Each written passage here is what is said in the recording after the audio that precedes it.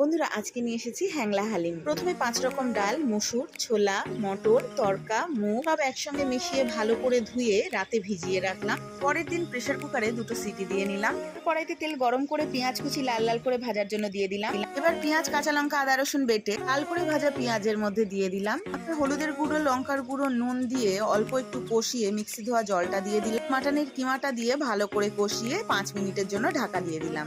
ঢাকনা সরিয়ে কিমা থেকে তেল ছাড়লে ওটাকে আলাদা জায়গায় নামিয়ে রাখলাম। ঘিয়ের গন্ধ আমার ভীষণ প্রিয়।